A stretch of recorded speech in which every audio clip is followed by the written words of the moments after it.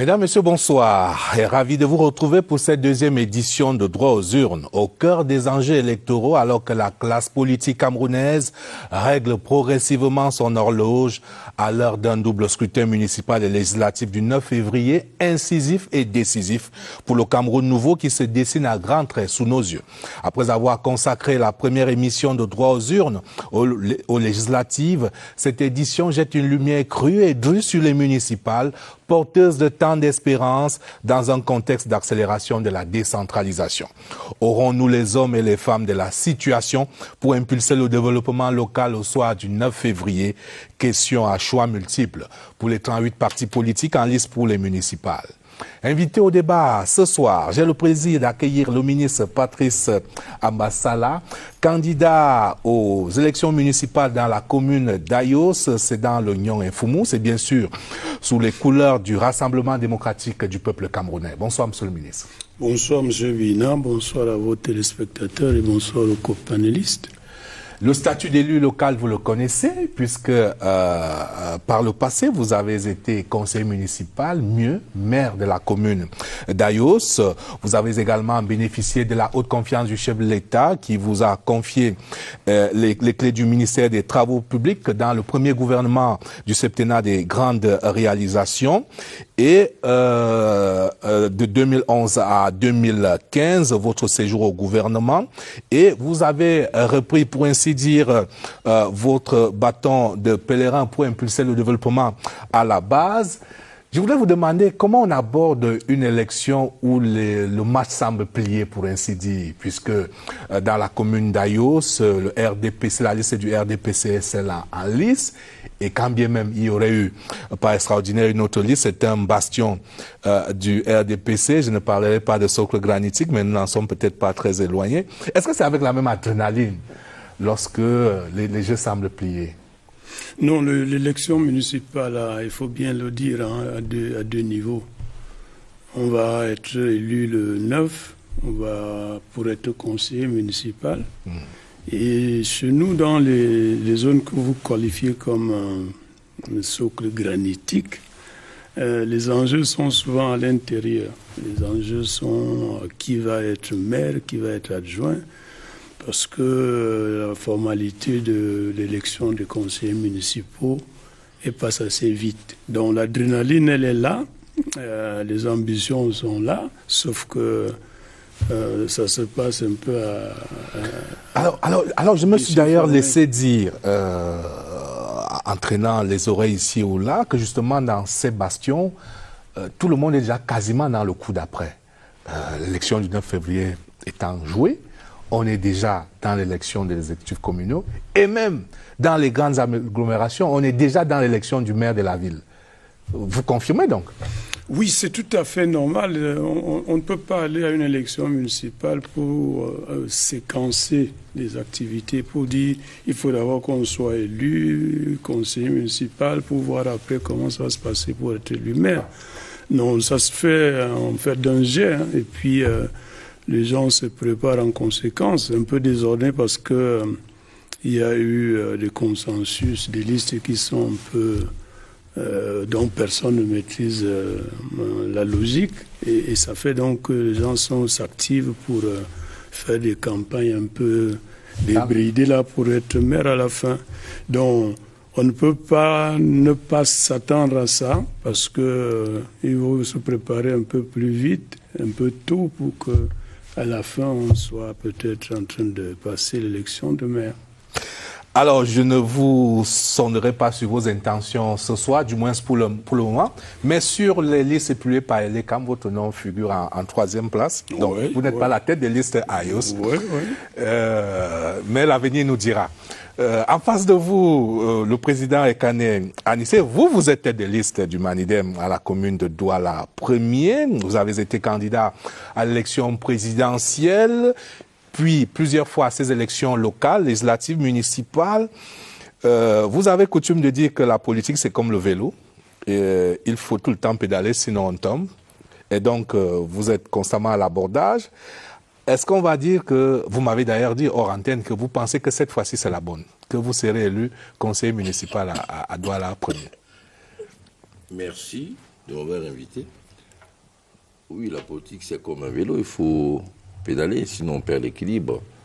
On se casse vulgairement, comme on dit, la gueule. Mais il y a un grand penseur chinois qui a dit aussi que l'échec est le fondement de la réussite. Les échecs ont plusieurs raisons qui peuvent être objectives et subjectives. Autant les analyser pour arriver à la réussite par la suite. Bon, ce n'est pas une obstination en réalité pour des UPCistes, parce que la liste de Douala Premier que j'ai l'honneur de conduire, c'est la liste des rassemblements des UPCistes sous la bannière du Manilem. Ce n'est pas une obstination en réalité d'avoir des postes d'élus. C'est mieux, certainement, c'est beaucoup mieux quand on a un poste d'élu. Mais on peut changer le pays sans être nécessairement maire, ni conseiller municipal, ni président, ni ministre. Ce qui importe, c'est d'aimer son pays. Et moi, je pense que la crise du nozo aidant, la crise du pays également, l'heure des patriotes a sonné. Et c'est votre heure. Mais vous aurez fort à... Il n'y a qu'à voir que tout le monde se déclare maintenant patriote. Et vous aurez fort à faire quand même à Douala Première. En face de vous, il y a la liste RDPC du maire sortant Lengue Malapa, il y a Jean-Jacques Ekindi, il y a Edimo Samé du SDF, pour ne citer que ces cas-là, ça va être extrêmement disputé. Mais la victoire ne sera que plus belle. À côté de vous, Serge Espoir Matomba, tête de liste du Peuple uni pour la rénovation sociale, PURS. Vous êtes candidat au municipal à Douala 4e, tête de liste, et candidat également, tête de liste également aux législatives. Dois-je rappeler que vous avez été candidat à la dernière élection présidentielle, mais vous étiez déjà élu local, vous êtes conseiller municipal sortant. Alors, est-ce à dire qu'aujourd'hui, là, vous visez pas moins que l'exécutif communal directement, vous ne voulez plus jouer de la figuration, être simplement conseiller municipal, vous servir de la lumière de l'élection présidentielle pour irradier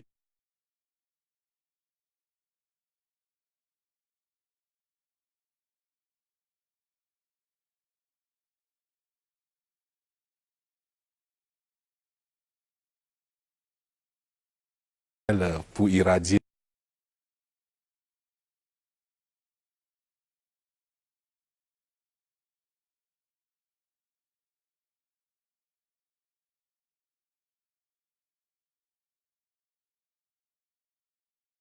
pour irradier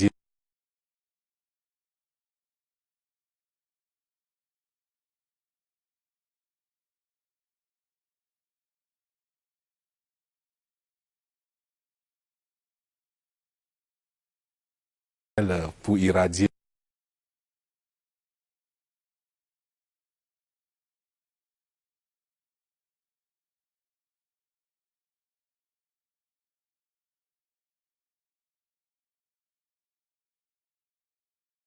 pour irradier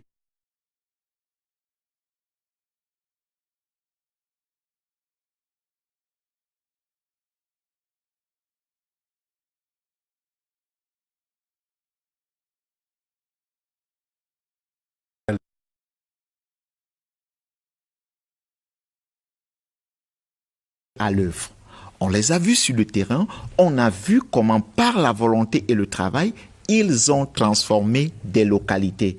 Et ce sera tout naturellement qu'on pourra nous accorder le suffrage universel. On y reviendra, sur votre offre programmatique pour ce double scrutin, précisément pour ces municipales. Je voulais vous interroger sur le contentieux préélectoral. On vous a vu très assidu à la Chambre administrative de la Cour suprême qui a clôturé cet après-midi même, de manière heureuse pour vous, puisque vous avez eu gain de cause pour votre liste, pour le recours, l'appel que vous avez introduit sur la commune de Konyambeta. Mais ça n'a pas été le cas pour tous les acteurs politiques qui se sont fourvoyés, certains introduisant des pouvoirs. Là, il fallait simplement introduire des appels. Oui, il faut dire que je fais partie de ces Camerounais qui n'aiment pas écouter des histoires par l'entremise des autres. J'aime vivre ce qui se passe. J'aime être présent et ça me permet d'avoir une analyse beaucoup plus froide et d'apporter, si vous voulez, ou alors de construire un discours ou d'avoir une véritable proposition. Depuis le tribunal administratif, j'ai assisté, n'est-ce pas, aux audiences. J'ai voulu voir comment est-ce que les juges rendaient leurs décisions. J'ai accompagné, j'ai vu. Il faut dire que plusieurs dossiers des partis de l'opposition qui ont été recalés, n'est-ce pas, ou alors qui ont été demandés à Elecam de retirer, n'est-ce pas, de la course, ont été sur le fait d'avoir pris des militants du RDPC dans certaines localités, c'est-à-dire dans ces localités, dans les localités dans lesquelles le reproche était fait.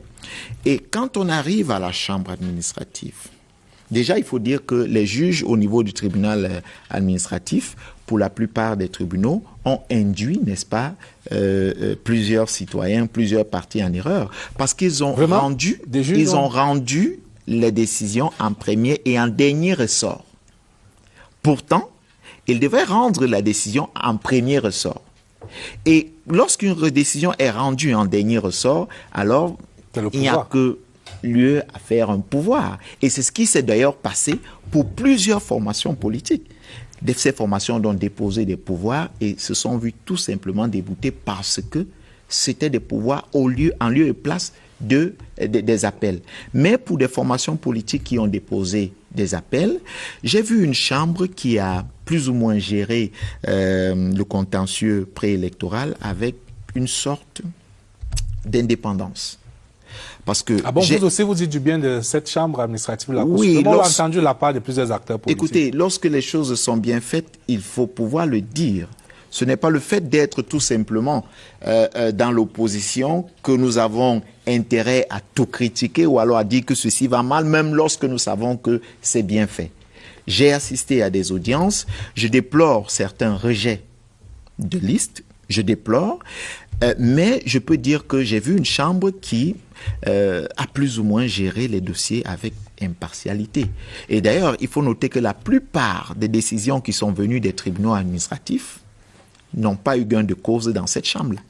C'est-à-dire que la chambre administrative a désavoué les juges administratifs. Bien évidemment. Ça se passe au Cameroun. C'est important de le souligner pour la vitalité de notre démocratie et pour le bon fonctionnement des institutions que certains ont tendance à peindre totalement en noir. Le dernier invité autour de ce panel, René Daniel Mincha, est une des personnes ressources les plus consultées du moment sur les questions de décentralisation, chercheur, auteur de plusieurs publications. Bonsoir. Bonsoir, Aimé Robert, et bonsoir à vos millions de téléspectateurs. Un mot amical pour les copanélistes sur le plateau. Vous travaillez quasiment jour et nuit sur... c'est un champ que vous explorez constamment et d'ailleurs votre dernière publication est suffisamment éloquente à ce sujet. Le titre de l'ouvrage, c'est la décentralisation et les objectifs de développement durable au Cameroun. Et ce matin même, vous avez pris part au Conseil national de la décentralisation. Non, je l'ai assisté comme tous les Camerounais à la télévision, j'ai vu ça à la télé. Effectivement, c'est un enjeu important qui va se dérouler dans notre pays dans le cadre des futures élections municipales, parce que lorsqu'on veut reconstituer la théorie du changement de la décentralisation, c'est qu'elle a pour objectif de promouvoir la démocratie au niveau local. Et les élections municipales constituent le point de départ, n'est-ce pas, l'élément, l'opération centrale au cœur de cette démocratie locale. Donc c'est un moment important que notre nation va vivre le 9 février. C'est également un moment important parce que ça sera les toutes premières élections de l'ère de la nouvelle loi sur la décentralisation locale qui apporte quand même des innovations majeures en ce qui concerne notamment la situation juridique spécifique dans les agglomérations avec l'élection du maire de la ville. Et également avec les élections régionales annoncées, la mise en place des conseillers régionaux pour lesquels les conseillers municipaux constituent l'un des collèges. Donc, c'est un moment important que notre pays va vivre le 9 février. C'est-à-dire que pour que nos téléspectateurs comprennent bien, on ne pouvait pas aller aux élections régionales sans passer par ces élections municipales. Effectivement, vous vous souvenez que bien avant le grand dialogue, un certain discours de coordination, notamment celui du président de la République et même lors du conseil ministériel qui avait eu lieu après la nomination du Premier ministre John Gouté, le président de la République avait indiqué que les élections régionales devaient avoir lieu l'année dernière. Mais on a assisté à des récriminations de la part de la classe politique, disant que les conseillers municipaux qui devaient donc élire 70 des 90 conseillers régionaux étaient illégitimes parce que leur mandat avait été prorogé par décret du président de la République. Il fallait donc qu'on passe aux urnes et là nous avons l'occasion donc d'avoir des conseillers municipaux à la fois légitimes parce que élus et même entourés de toute la légalité pour pouvoir donc élire les conseillers régionaux. On ne peut pas élire les futurs conseillers régionaux si nous ne lisons pas les conseillers municipaux qui doivent élire ces conseillers régionaux. Et on en reparlera tout à l'heure. La résolution de la crise dans le nord-ouest et le sud-ouest passe donc par l'accélération de la décentralisation, donc par l'élection des conseillers municipaux et plus tard les conseillers régionaux. Et on ne peut pas prétendre aimer le nord-ouest et le sud-ouest et ne pas prendre acte de ce processus électoral, ne pas participer à ce processus électoral. Effectivement, on ne peut pas prétendre parce que, comme nous l'avons dit tantôt, le grand dialogue avait été convoqué pour trouver des solutions à la crise dans les régions du nord-ouest et du sud-ouest. Et il y avait une commission de décentralisation et de développement local qui a donc recommandé l'attribution d'une situation juridique dérogatoire pour les deux régions en cause. Et donc, aimer les régions du nord-ouest, aimer la région du nord-ouest, la région du sud-ouest, justement, c'est permettre que la paix revienne de ce côté du pays. Et là, les populations ont manifesté leur envie. Je voudrais rappeler que sur les 600 délégués qui ont participé au grand dialogue national, c'était quand même 400 issus des régions du nord-ouest, dont la volonté manifeste pour la régionalisation. Et donc, si on aime le nord-ouest et le sud-ouest, il faut laisser la possibilité que les élections aient lieu de ce côté. Et le passage obligé, c'est les élections municipales du 9 février.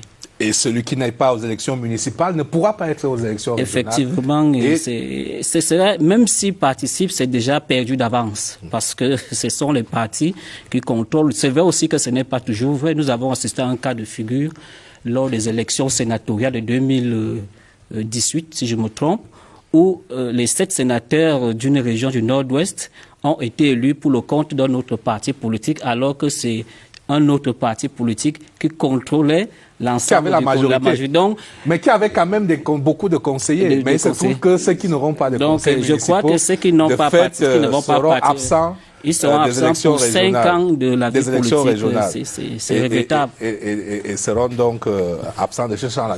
Au demeurant, on y reviendra. Messieurs, Droits Une ce soir va vous proposer 3 rubriques. Vous retrouverez la rubrique Grand Match qui va donner la parole à quelques acteurs de la bataille torride qui s'annonce à Garoua. On va assister à une véritable bataille de Garoua avec une triangulaire entre alliés, le RDPC, l'UNDP, le FSNC. Autre point d'arrêt dans cette émission, face aux électeurs, vous retrouverez face à vous, messieurs, les candidats, des étudiants de la faculté des sciences juridiques et politiques de l'Université de Yaoundé 2 à Soua. Ils auront certainement des questions pour vous. Et monsieur, en attendant, je vous propose de prendre le pouls de l'atmosphère électorale qui s'installe progressivement dans notre pays. Un air de campagne, signé Rodrigue Bertrand Tueno.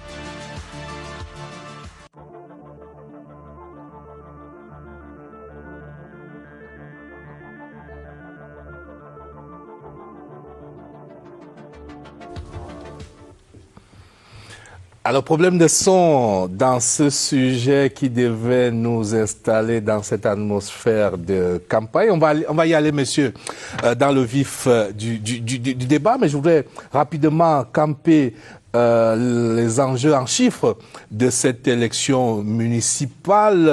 On va voir en tableau quelques chiffres clés de ces élections municipales. D'abord, le nombre de circonscriptions, je le rappelle, c'est 360 sur l'ensemble du territoire.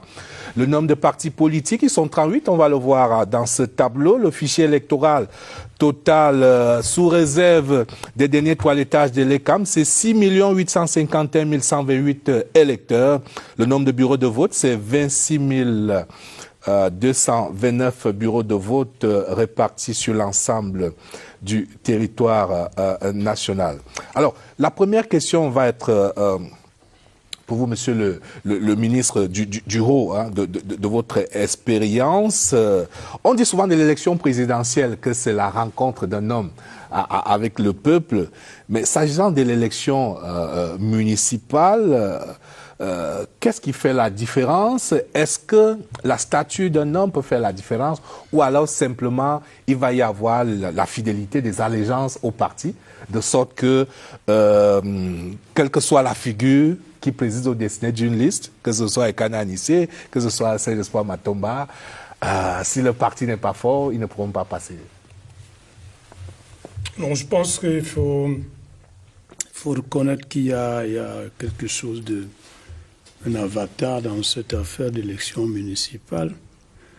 Autant on dit avec l'élection présidentielle que c'est la rencontre d'un homme avec un peuple, autant on doit pouvoir dire que pour l'élection municipale, c'est la rencontre d'un homme avec son terroir. Il va de soi que l'équation personnelle d'une personnalité peut déterminer le vote en faveur de la liste qui conduit. Ça, c'est inévitable, c'est incontournable. Parce que lorsque vous êtes dans une localité d'une dimension comme Vadidouala, Premier, je ne sais pas quoi, on vous voit quand même à l'œuvre et puis on sait ce que vous êtes capable de faire. On vous a suivi à la trace. On voit les sacrifices que vous faites pour votre localité. On voit comment vous avez dirigé cette localité. Il va de soi que si vous vous levez pour la diriger encore, on peut vous donner un chèque en blanc comme ça et ne même pas savoir qui vous accompagne. Parce qu'on se dit, vous avez choisi en connaissance de cause, parce que vous avez une vision qui est positive pour votre localité. Donc, mais il se trouve qu'aujourd'hui, nos partis c'est notre parti à nous. Les autres, je ne peux pas en parler. Notre parti est suffisamment fort et il a un atout majeur qu'on appelle le président de la République, qui a une politique générale qui ne laisse pas un coin qu'on adresse les problématiques qui s'y posent. Ça fait donc prendre la profession de foi du président de la République, ses actions. Les nôtres se coulent inéluctablement, immédiatement dans ce qu'il a proposé pour la République. Et nous sommes là simplement pour implémenter cela sur le terrain. On constate d'ailleurs que les candidats du RDPC mettent davantage en avant la figure tutélaire, protectrice du président Paul Biya. Quelqu'un a dit ici sur ce plateau la semaine dernière que le président est plus populaire que son parti. Bon, cela peut se justifier. Ça l'engage, lui. Où on peut voir des candidats à Tchatchibali parler des grandes réalisations, du barrage de Menvele, de Lompanga, alors que, bon, ça n'a pas de prise directe pour le citoyen de Tchatchibali. Non, M. Binet, il ne faut pas dire ça. Les projets qu'on cite là ont forcément une emprise dans la vie des de la nation. Oui, de la nation. Mais il faut pas mais croire... là, au quotidien, là, au plan local. Oui. Je vais vous répondre. Il ne faut pas croire que parce qu'on a présenté ce bilan et cet atout majeur, les populations ne vont pas quand même au point d'oublier qui est devant eux. Ils savent quand même que malgré le fait qu'on a dit le président a fait ceci, le parti a fait cela, il y a telle personnalité qui peut nous accompagner à faire cela, qui peut rendre le développement véritablement présent dans notre localité. Les populations ne sont pas aussi aussi insensées qu'on le croit. Elles savent ce qu'elles veulent et elles savent choisir en fonction de ça. Alors, je vais vous poser la même question, président Ekana Anissé, parce que vous n'avez une chance à Douala Premier que si on est dans le premier cas de figure, c'est-à-dire que les populations, dans une logique de choix rationnel, comme disent certains théoriciens, décident de faire confiance à Ekana Anissé, quelle que soit l'organisation qui est derrière ou en face. Je ne crois pas que ce soit tout à fait vrai. Je veux d'abord dire qu'il y a aussi un vote par sanction. On a beau avoir le président de la République derrière son dos, ou sur sa tête, ou être sur ses épaules, les réalisations de l'équipe qui a dirigé la mairie pendant 5 ans peuvent amener un vote sanction. Je ne parle pas directement de ma commune, mais je n'en suis pas loin. Deuxièmement, il y a la personnalité. Mais une bonne personnalité ne peut pas porter la liste d'un mauvais parti. Ça poserait également des problèmes. Donc, la couleur du parti compte. L'image du parti qui porte le candidat ou que porte le candidat et la liste compte également. Je crois que c'est un ensemble de choses. Parce que dans une élection où il y a plusieurs listes, il y a des votes par élimination, des votes sanctions, des votes par curiosité. Regardons un peu ce qu'eux aussi peuvent faire par rapport à ceux qui ont été là. Il y a un adage dans notre culture qui dit qu'on ne pose pas la question sur la sérénité d'une vierge. Et nous sommes aujourd'hui dans le cas d'une vierge. On ne peut pas nous poser la question sur ce que vous pouvez faire, puisque les autres ont montré ce dont ils sont capables ou pas. Donc il y a un ensemble de choses qui rentrent en compte. Par exemple, notre liste a la particularité qu'elle ramène la politique dans la politique. Vous voyez, on est à la sortie de l'élection présidentielle dans une situation chaotique sur le plan politique.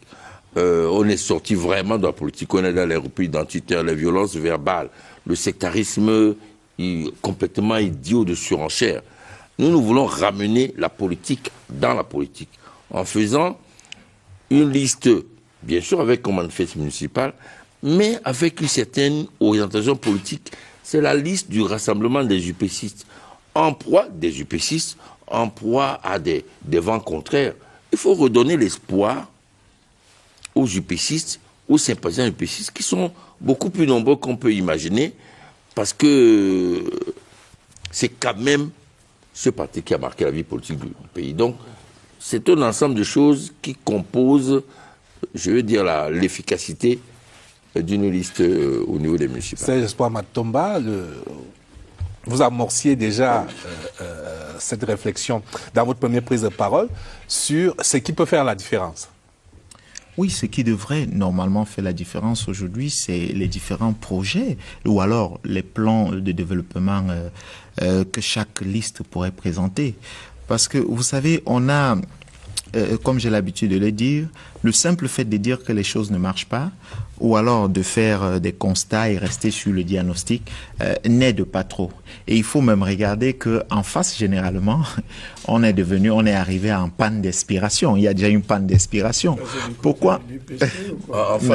En face, c'est-à-dire que en face, je parle du parti au pouvoir, le RDPC, si je dois le citer. Donc, on est arrivé en panne d'inspiration au point où on réussit l'exploit, on réussit l'exploit de ce côté-là, n'est-ce pas, de démontrer que ce parti-là même n'a plus matière à proposer. Parce qu'on vous présente les mêmes personnes qui n'ont pas pu faire un résultat pendant 5 ans, les 5 dernières années.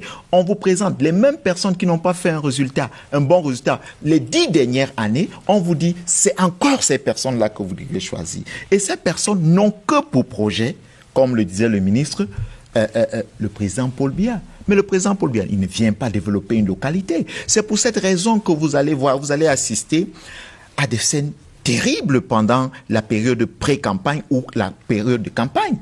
Ce n'est pas les projets qu'on vante, C'est la somme d'argent qu'on remet dans les réunions, les cotisations, les sommes d'argent qu'on donne aux uns et aux autres, les sommes d'argent qu'on prépare Qu'est-ce qu'on fait même de cet argent?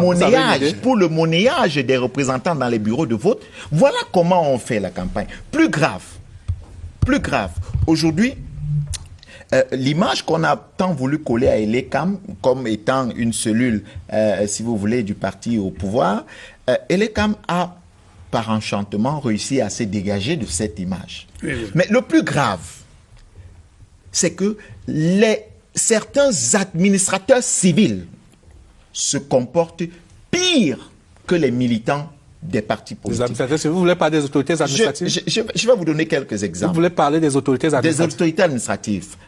Je vais vous prendre qui normalement sont à la marge du Je vais vous prendre un exemple. Sont davantage dans un rôle d'encadrement. Dans la commune de Ndikimneki, le sous-préfet prend déjà d'abord sa fiche et donne à la tête de liste du RDPC de lui donner les représentants de l'administration qu'il doit présenter pour le double scrutin.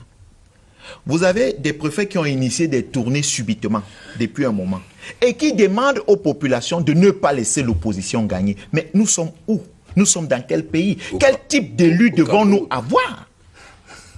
Quel type d'élu avec ce type de mentalité devons-nous avoir? Est-ce qu'on doit toujours imposer à la population certaines personnes comme étant des personnes élues? Alors, est-ce que ce n'est pas, monsieur le ministre, est-ce que ce n'est pas... ce sont des pratiques que nous connaissons plus ou moins.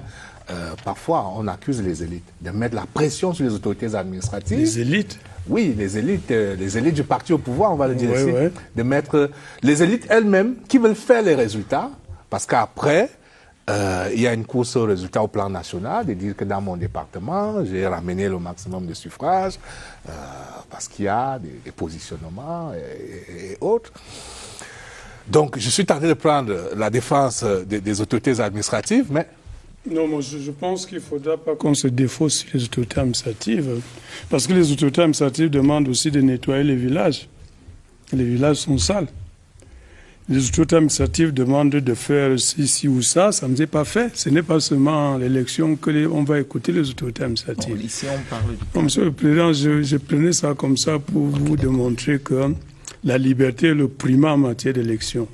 Si vous êtes un leader qui lève les foules en Ndikimneki, quel que soit ce que l'autorité administrative va dire, les populations vont vous voter. Mais qu'il ne soit pas l'ouverture de la porte de la fraude. C'est en cela que nous dénonçons ce type de fait. L'autorité administrative doit être impartiale. On est d'accord, mais il ne faudra pas que vous continuiez à vous arrêter sur ce que dit un individu, qu'il soit autorité administrative ou quoi que ce soit. Aujourd'hui, les élections sont organisées par Elekam. L'autorité administrative et les élites lui apportent un concours qu'on connaît, logistique et tout le reste. Sécuritaire, mais il ne faut pas qu'on pense que c'est ça qui fait voter. Si vous avez un projet, nous sommes heureux qu'aujourd'hui, on peut avoir des projets alternatifs.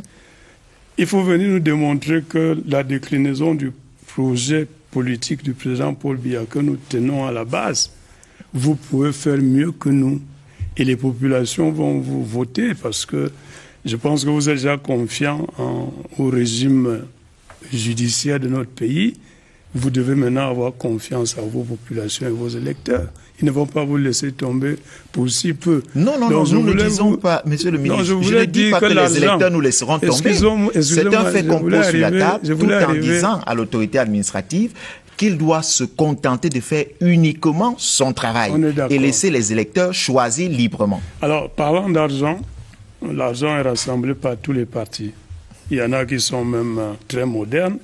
Ils font l'appel sur les réseaux sociaux, ils rassemblent assez d'argent. Si l'argent a vocation à trafiquer l'élection, il est possible donc que tout le monde soit en train de vouloir trafiquer l'élection. Moi, je sais que l'argent, c'est pour la logistique de campagne.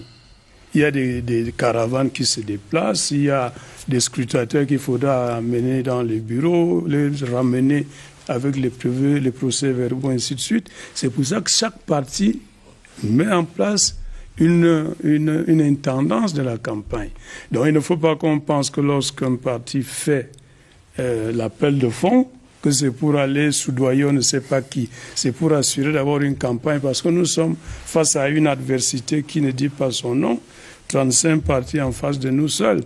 C'est quand même quelque chose d'important. Alors, monsieur le ministre, est-ce qu'on est obligé de montrer cela à la télévision, de montrer cette démonstration de force des chefs de délégation départementale qui réunissent les élus, les militants? C'est à qui mieux de la cagnotte dans telle section, c'est tant. Est-ce qu'on est obligé de faire cette démonstration de force qu'on voit ces jours-ci? On va poser la question à la télé, est-ce qu'elle est obligée de montrer ça? C'est ça la question. Lorsque vous êtes un média de service public comme celui-ci, vous devez quand même être en mesure de dire ça là, ça n'a pas vocation à être présenté. Les gens qui font les meetings sont libres d'appeler les télévisions et la télévision, après, dans son comité, on va appeler ça éditorial de rédaction, peut estimer que pour la sérénité du processus électoral, ça là, ce n'est pas des sujets qu'on doit peut-être montrer. Moi, je le pense comme ça. Hein. Si vous faites des demandes de couverture et que c'est peut-être des rapports, vous n'allez pas vous en prendre à nous. Alors, je posais la question.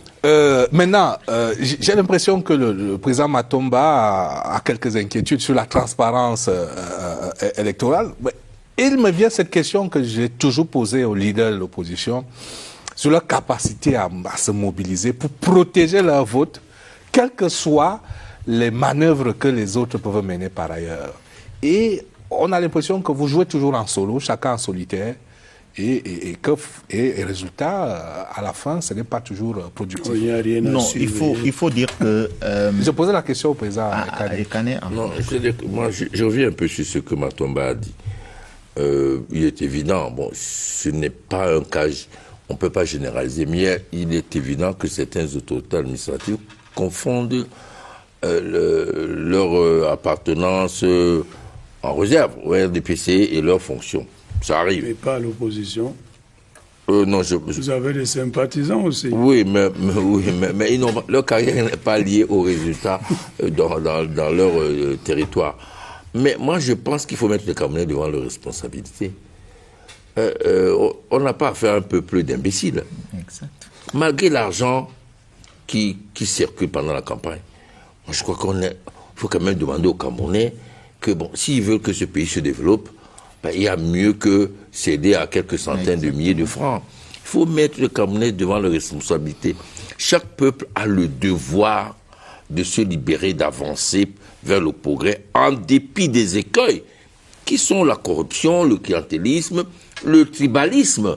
Parce qu'on pose au problème des autorités administratives qui faussent le débat électoral, mais il y a le repli identitaire qu'il fausse.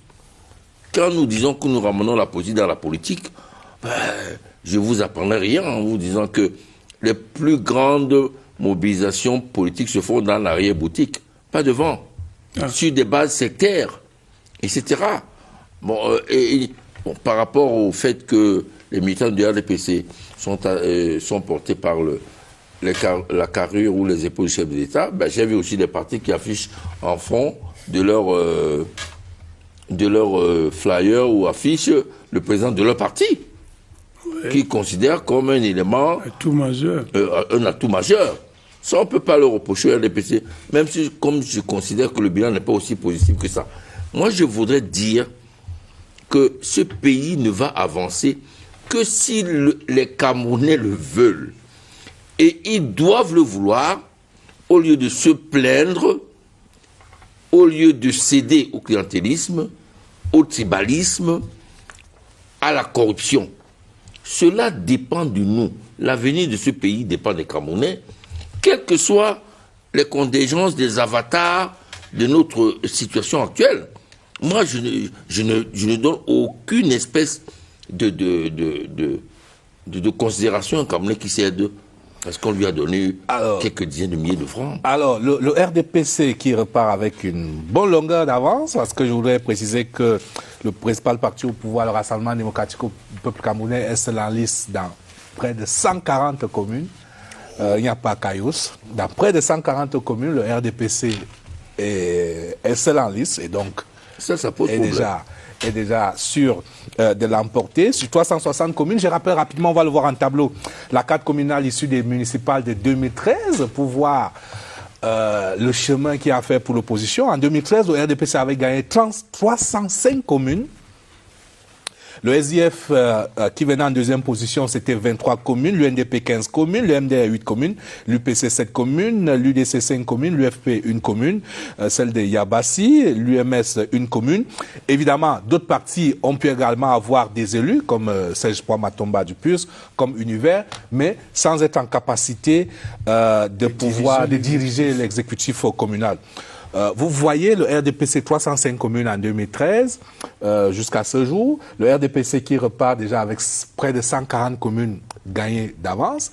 Alors donc, si l'opposition ne travaille pas, on ne sera pas très loin, une fois de plus, de ces résultats, de ces statistiques. C'est Espoir Matomba. Il y a du travail. Oui, Monsieur Bina, le RDPC pouvait même être dans les 350, voire 359 communes et que l'opposition occupe une seule commune.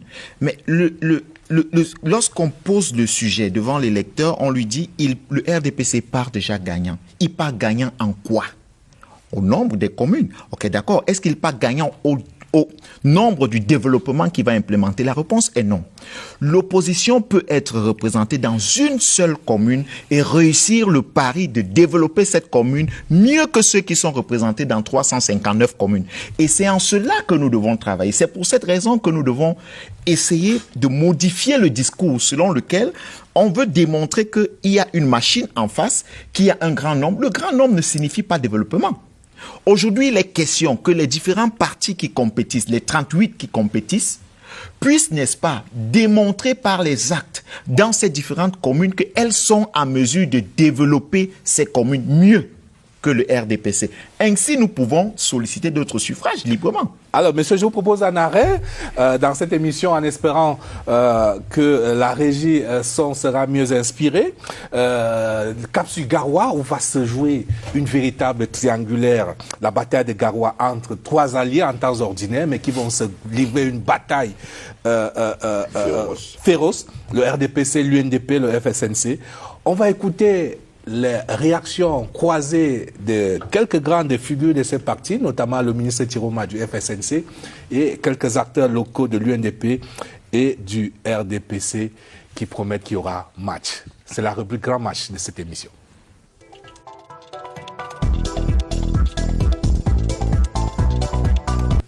À l'occasion de ces élections, il n'y a pas de discours. Le FSNC a une ligne de conduite très simple, voire simpliste peut-être. Le bilan.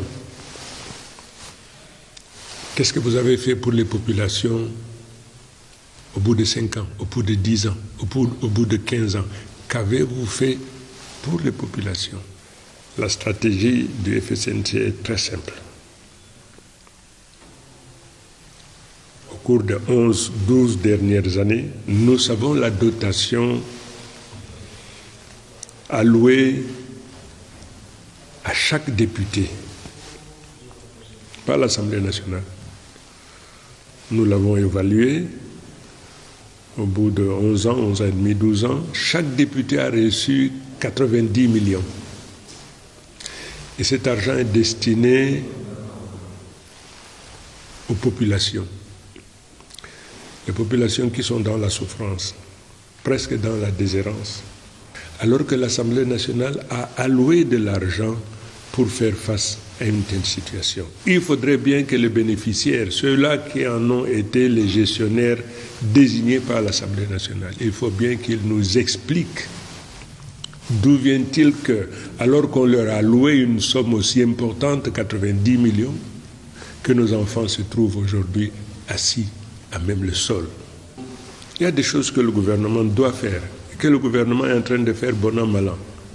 Mais il y a des choses qui relèvent de la compétence des élites, des choses qui relèvent de la compétence de la classe politique et des choses qui relèvent de la compétence des députés, voire des maires. Je cible aujourd'hui les députés, je parlerai également des maires, mais je cible aujourd'hui les députés parce que là c'est du concret, c'est quelque chose que on peut vérifier. On vous a donné de l'argent pour que vos enfants soient à l'aise, qu'ils aillent à l'école, mais voilà où ils sont assis. On vous a donné de l'argent pour aider les populations à faire face au problème de la rareté de l'eau. Voilà qu'est-ce que vous avez fait de cet argent? C'est très simple. Voyez-vous? Donc, le FSNC, je ne vous dis pas ce que c'est que le FSNC, parce que à ce niveau, le FSNC n'est pas comptable. Le FSNC n'a ni député, ni mairie. Quand vous allez vers des gens, vous leur dites votez pour moi. C'est normal qu'ils vous disent, monsieur, qu'avez-vous fait pour nous au cours des 5 dernières années, des 10 dernières années, des 20 dernières années? Pour nous, à l'UNDP, une autre page s'ouvre, celle maintenant de la bataille sur le terrain, de la bataille dans les urnes. Les chances sont grandes, elles sont même très grandes, pour la simple raison que dans la commune de Garoua 2, l'exécutif communal est assumé par l'UNDP. Notre bilan est apprécié non seulement par les militants et les sympathisants de l'Union nationale pour la démocratie et le progrès, mais par la population de la ville de Garoua, 2e en général. Nous allons donc présenter ce bilan et nous allons le défendre.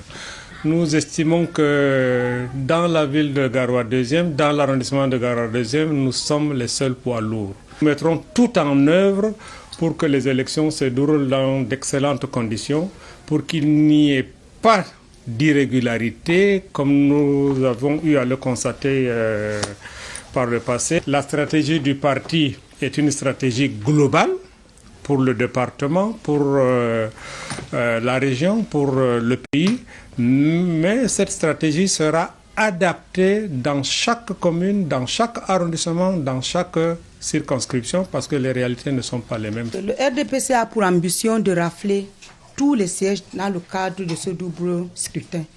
Nous voulons assurer une victoire écrasante. Bon, la stratégie, elle est interne. Permettez-moi devant ce micro de ne pas la dévoiler. Alors vous-même, vous aurez le temps de la découvrir lorsque nos équipes dynamiques se déploieront sur le terrain. L'objectif, c'est de rafler tous les sièges qui sont en compétition. Pas seulement même dans la ville de Garoua, mais dans la région du Nord en général. Nous sommes optimistes. Quand vous partez en compétition, vous mettez toutes les chances de votre côté.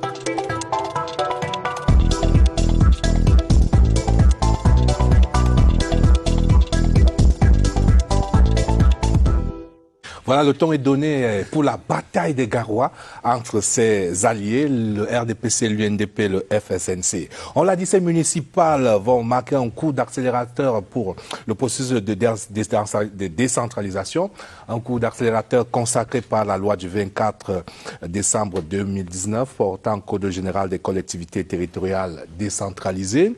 Hasard de calendrier, ce matin se tenait le Conseil national de la décentralisation, sa première session de l'année 2020, avec une sortie très attendue du ministre de la décentralisation qui devait éclairer l'opinion sur l'article 25 portant sur la dotation générale de la décentralisation qui fait état d'une fraction de 15% au moins du budget de l'État.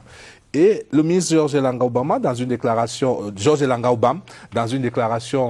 à la presse, fait un peu du « en même temps » pour parler, comme on dirait, d'Emmanuel Macron, du « en même temps ». Donc, on a, dit-il, on n'appliquerait pas ces 15% cette année-ci, mais en même temps, il n'exclut pas un collectif budgétaire qui permette de mettre cette dotation à disposition, alors même que Daniel Mintia, il y avait déjà eu beaucoup de projections sur ce que pourrait donner de manière chiffrée ces 15% injectés dans la dotation générale de la décentralisation. Effectivement, il y avait déjà eu des projections et ces projections-là, nous ne pouvons pas les qualifier d'écart. Ce n'étaient pas des projections inutiles puisque c'était des supputations qui se font sur la base de la loi en vigueur. On peut également les faire même sur la base de la loi antérieure ou bien des lois futures. Mais ce qu'il faut retenir, c'est qu'effectivement, le Code général de la décentralisation des collectivités territoriales prévoit que 15% du budget de l'État doit être affecté à la dotation générale. Et si on fait donc des simulations par rapport à la loi en cours, ça veut dire que c'est dans les 700 milliards. Je dis bien sûr on fait les simulations, mais je voudrais faire un dépassement à cette dimension de la chose, du financement, de la décentralisation, pour dire que c'est à l'époque, je ne sais plus si c'était le roi Albert en Angleterre, que la dotation générale avait été créée. C'est toujours des choses qu'on met en place lorsqu'on a un début d'un processus. Le véritable élément qui finance la décentralisation, d'ailleurs, monsieur le ministre ne pourra pas me contredire là-dessus, lui qui est un expert des finances publiques en général. En matière de finances publiques, des budgets, c'est les recettes fiscales qui constituent le cœur du financement du développement. Donc, je suis malheureusement, même si on fait des spéculations là-dessus, je ne suis pas toujours de ceux-là qui pensent que la dotation générale, la décentralisation soit le meilleur levier pour financer. Parce que c'est au moins le seul levier. Ou bien le seul levier, c'est 700 milliards, parce que si vous ajoutez à ça les principes budgétaires, il faut d'abord collecter pour pouvoir redistribuer. Et la décentralisation, je ne sais pas si c'est là encore, ça relève des dépenses prioritaires de l'État, parce que l'État a aussi d'autres formes de dépenses, alors qu'à côté, nous avons la fiscalité locale. À côté, nous avons les autres revenus que les communes peuvent, les collectivités peuvent mobiliser. Nous avons la coopération décentralisée. Nous avons l'action, la participation citoyenne à l'action publique locale et régionale. Donc, ce que je dis clairement, c'est que c'est des spéculations qui sont faites. Et le ministre a bien fait de relever qu'il n'est pas impossible qu'avec la mise en place des régions, on l'a vu, le président a eu à prendre des ordonnances. Il n'est pas exclu que lorsqu'il faudra mettre en mouvement ce code, qu'au courant de l'année, on assiste donc à une ordonnance qui rectifie la loi des finances pour permettre l'application de ces 15%. Le ministre fait du en même temps. Parce que les uns et les autres ont quand même été touchés par la première variable de sa sortie, de dire que les 15% ne seraient pas appliqués cette année-ci, compte tenu de l'espoir que ces 15% ont apporté au regard des simulations. Heureusement qu'il ramène l'équilibre en laissant entrevoir la possibilité d'un collectif budgétaire. J'aimerais entendre le ministre Patrice Ambassa là-dessus, même si peut-être vous irez dans le même sens. Il ne faut pas se focaliser uniquement sur ces dotations générales, alors que c'est des perspectives nouvelles qui s'offrent de manière générale à nos collectivités territoriales décentralisées. Non, je vais peut-être vous décevoir, mais je pense que le Code général de la décentralisation prévoit comme source de financement de la décentralisation une fiscalité et puis une dotation générale de la décentralisation. On ne peut pas dire qu'on approfondit un processus de décentralisation si on commence à dire la dotation générale, elle va venir, elle ne va pas venir. Non. Ce qui peut traduire le volontarisme du gouvernement aujourd'hui, c'est de mettre à disposition cette dotation générale de décentralisation. Ça, c'est le premier point. Le deuxième point, ce serait qu'il faut que le transfert de fiscalité soit effectif et que soit maîtrisé par les collectivités locales décentralisées. Parce que, M. Binard, figurez-vous que depuis 2010, on a rapatrié la maîtrise de l'impôt local aux services centraux des impôts. Il va de soi que si ces impôts restaient sous la maîtrise des collectivités locales de la commune, moi j'ai géré une commune en levant les impôts locaux et j'avais les marges de manœuvre que j'ai perdues dès 2010. Donc, si on n'est pas en mesure de mettre à disposition la dotation générale en cette année par une allocation financière, il faut qu'on laisse aux collectivités locales la maîtrise de l'impôt local. Ça permettrait qu'on ait un volant de ressources qui n'est pas attaché au même niveau que la dotation générale à la décentralisation. Moi, je voudrais regretter le fait que on ne soit pas allé de façon, on va dire, mûre dans la préparation. Lorsqu'on sort un code général comme celui-ci, il va de soi que les actes successifs ou alors automatiques derrière devraient nous fixer sur ces aspects-là. Donc pour ma part, il y a moyen pour l'État de rattraper, de prévoir ce qui s'est passé l'année passée. Qu'est-ce qui s'est passé? On a affecté 100 millions par collectivité locale. On peut, sur la même modalité, même s'il faut la critiquer, on peut partir sur la base de 15%. On dit si 15%, on évalue, et puis on peut envoyer des autorisations de dépenses d'abord aux communes pour que nous soyons en train de démontrer que ce que le code a préparé, on n'est pas en train de décaler ça dans le temps. Moi, je reste sur ma faim. Je pense que le gouvernement saura rattraper les choses. Si le ministre a fait du en même temps, je pense que c'est parce qu'il n'y a peut-être pas, on ne peut pas être crédible si on ne fait pas comme nous sommes en train de dire. Alors, allons au-delà de la sortie du ministre, hein, parce que, je voudrais davantage qu'on mette l'emphase aujourd'hui ce que vous escomptez dans ce processus de décentralisation qui offre une plus grande marge de manœuvre avec un certain nombre de dispositifs. Oui.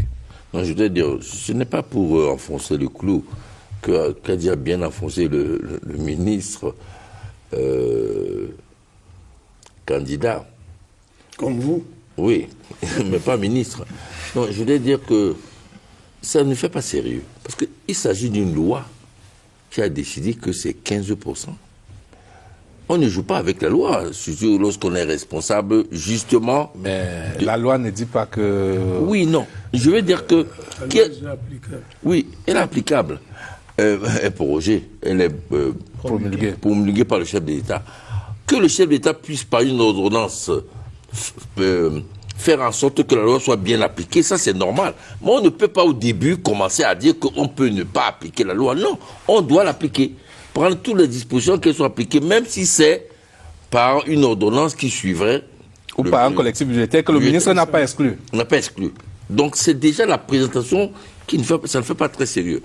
Deuxièmement, si je ne m'abuse, le ministre a dit aussi, il y a aux environs de 36 taxes que les communes doivent normalement pouvoir lever.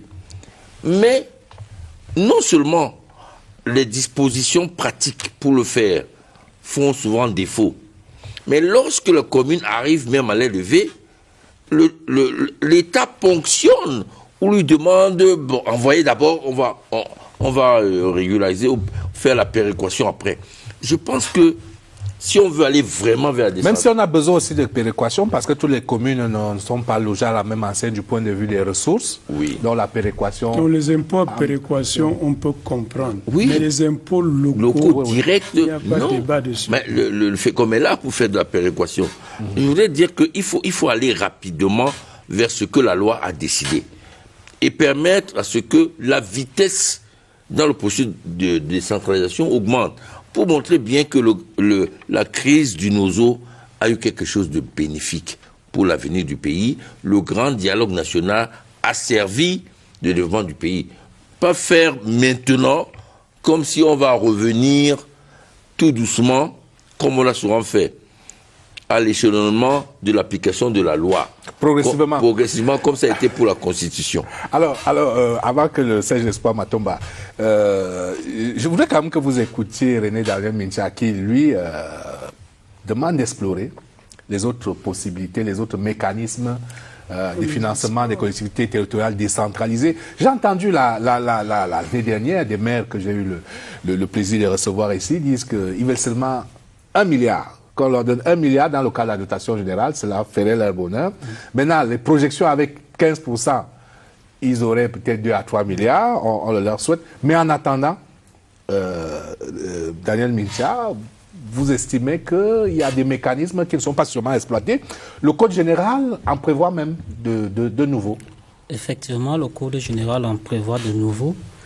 Et ce que j'avais envie de dire lorsque j'ai commencé mon propos tout à l'heure en mettant en perspective la notion de dotation générale, c'est que lorsque vous faites des comparaisons au fur et à mesure qu'on avance dans les processus de décentralisation, logiquement, lorsqu'on transfère de compétences, ça doit faire des effets d'entraînement sur l'action économique locale.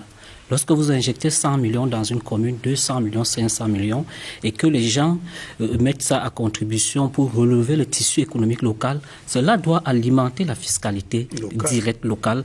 Et donc, au fur et à mesure, parce que la décentralisation sur le plan managérial et du management stratégique, c'est d'abord une organisation stratégique qu'on met en place parce que l'État veut dégager aussi des économies. Donc, il doit avoir une dimension de l'efficience à ce niveau.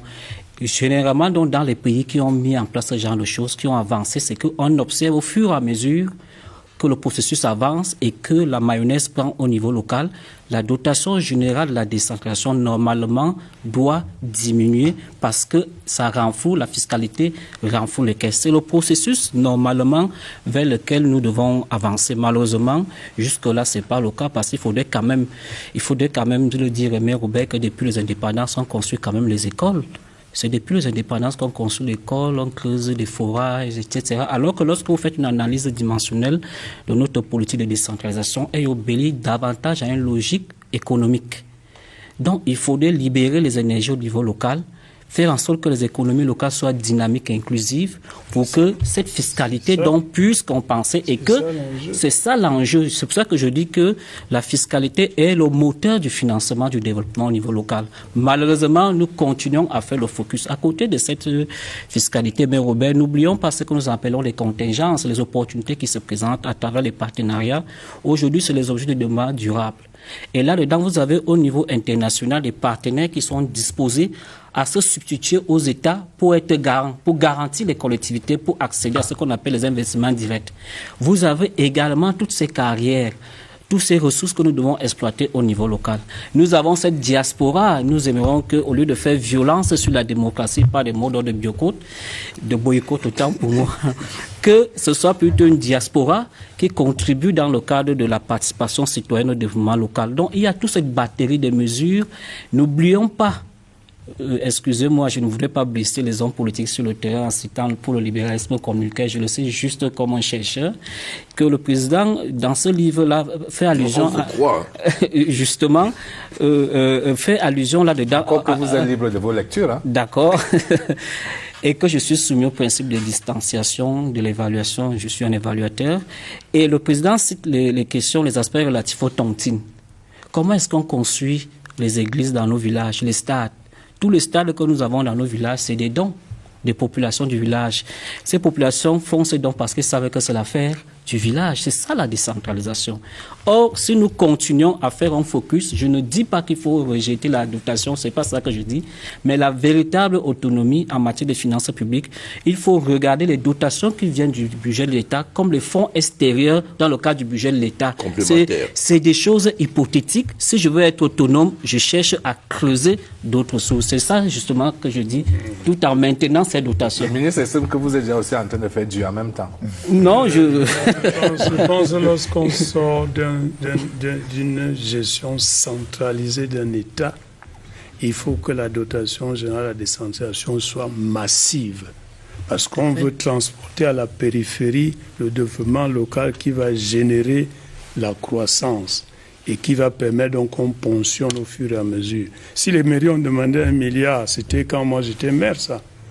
Vous êtes d'accord que si on a mis 1 milliard par mairie pendant 5 ans, on a réglé tous les problèmes de la carte scolaire, tous les problèmes de la carte sanitaire, tous les problèmes de je ne sais pas quoi. Et puis après, on est dans la gestion.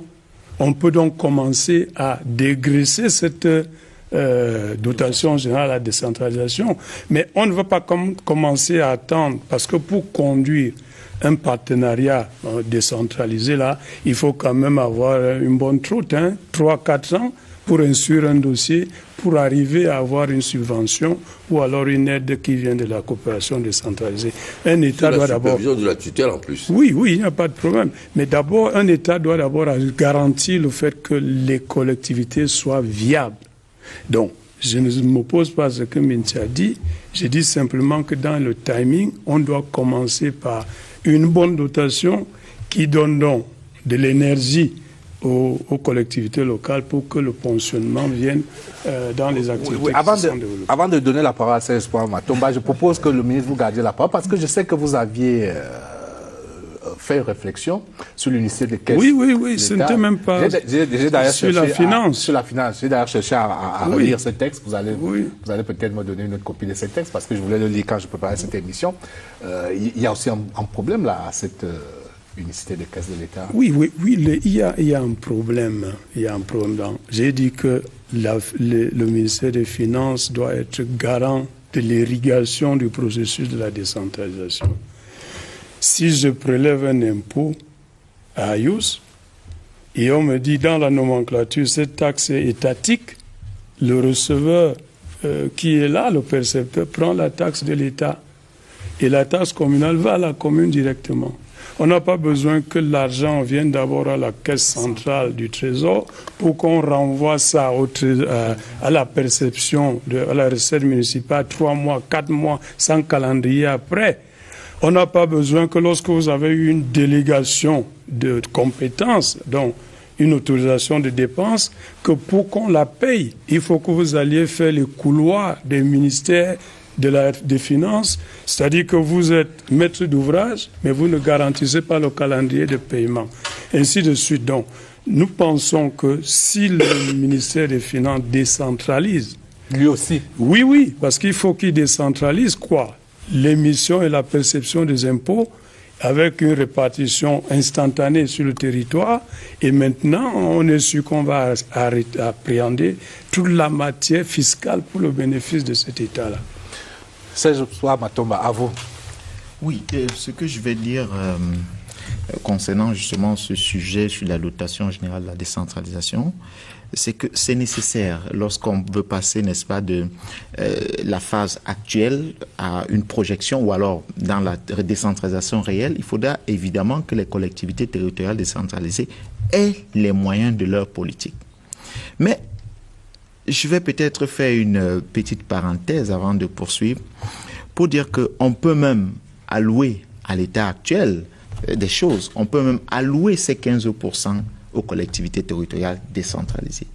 Quel type de gestionnaire allons-nous avoir pour cette dotation? Vous, par exemple, si vous gagnez. Voilà. Oui, bien évidemment. Vous sous-estimez? Non, pas du tout. Pas du tout. Donc, parce que là encore, c'est un point fondamental sur lequel nous devons nous appuyer véritablement.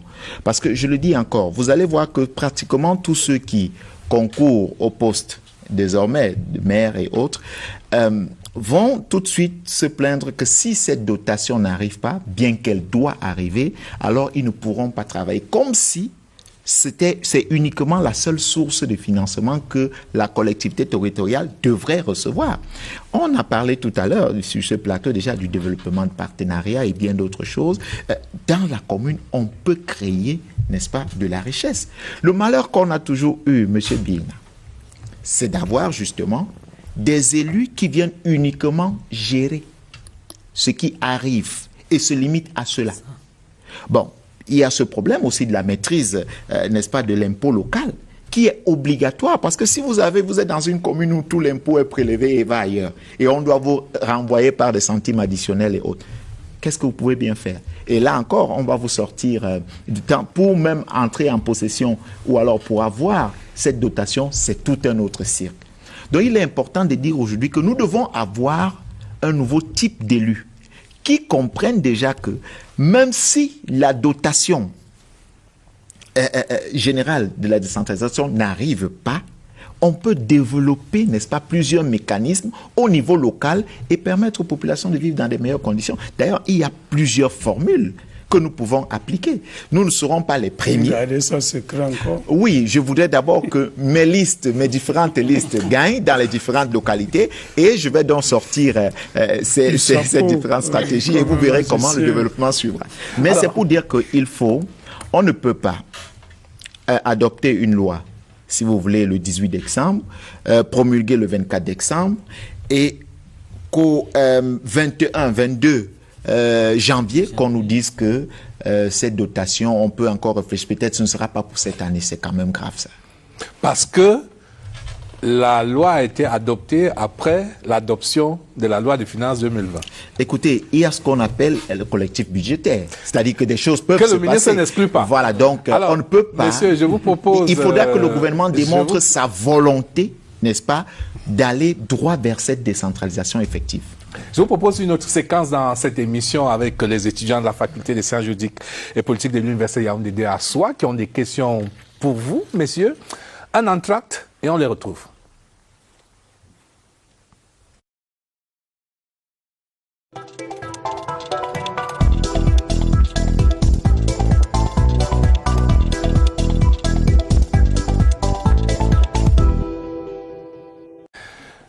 C'est notre séquence face aux électeurs et vous allez rester assis. Je voudrais donc passer la parole à ces étudiants qui sont avec nous depuis le début de cette émission et qui me signalent, qui nous suivent avec beaucoup d'intérêt et dont quelques questions pour le panel. Le micro, à qui veut poser la première question, vous vous présentez et vous adressez votre question. Alors, bonsoir, chers panélistes. Mon nom est Serge Ondoa, étudiant en sciences politiques à l'Université de Yaoundé 2. La question est la suivante. En termes de pourcentage, selon vous, un maire doit être à quel pourcentage d'entrepreneurs, d'acteurs sociaux révolutionnaires et d'hommes politiques pour impulser la décentralisation? La question est adressée à Serge Espoir Matomba. Monsieur? Je réponds tout de suite. Oui, un maire doit d'abord, avant tout, être un entrepreneur, quelqu'un qui pense le développement en termes d'entrepreneuriat dans sa commune. Parce que la commune, en réalité, est la garantie spéciale, si vous voulez, des meilleures conditions de vie dans une localité. Et le maire doit pouvoir comprendre déjà cela et amener les uns et les autres, parce que ce que nous devons vivre aujourd'hui, c'est amener les uns et les autres à participer beaucoup plus au développement local. C'est-à-dire que vous soyez fonctionnaire, que vous soyez dans le privé, que vous soyez dans n'importe quel de n'importe quelle obédience, que vous puissiez participer au développement. Et les maires doivent donc pouvoir impulser cela, mais pour impulser cela, ils doivent déjà comprendre que c'est nécessaire d'amener tous les citoyens résidant dans une commune, n'est-ce pas, à participer au développement. Donc un maire doit être un entrepreneur du développement. Un entrepreneur de développement. Oui, quand même. Je ne pense pas que le maire est d'abord un entrepreneur. La mairie n'est pas gérée comme une entreprise. Il y a des visions politiques. Mais là, c'est deux écoles qui s'affrontent. Oui, absolument. Ouais, c'est ça qu'ils vont proposer aux citoyens. Absolument. Il y a des visions politiques de développement en fonction de l'orientation politique du maire. Le débat est dans les grandes villes en Occident aujourd'hui. Vous savez, on peut être maire d'une ville comme Douala 1er et développer Douala urbain, faire des jardins publics à Bonanjo ou à D2, etc. et ne pas créer des conditions pour que la population de Bépanda, etc. ait de l'eau. Ce sont des options. Il faut d'ailleurs dire que la gouvernance, n'est-ce pas, commence par la définition des priorités. C'est-à-dire qu'un maire entrepreneur, c'est celui qui seront liées aussi à la vision politique. C'est celui qui sait définir ses priorités et qui sait que par rapport à ses priorités, les populations seront satisfaites. Mais c'est aussi quelqu'un qui amène la population à participer, n'est-ce pas, au développement. C'est alors vous avez entrepreneur du développement. Non, on va répondre. Je ne parle pas d'entrepreneur d'entreprise, entrepreneur du développement. Oui.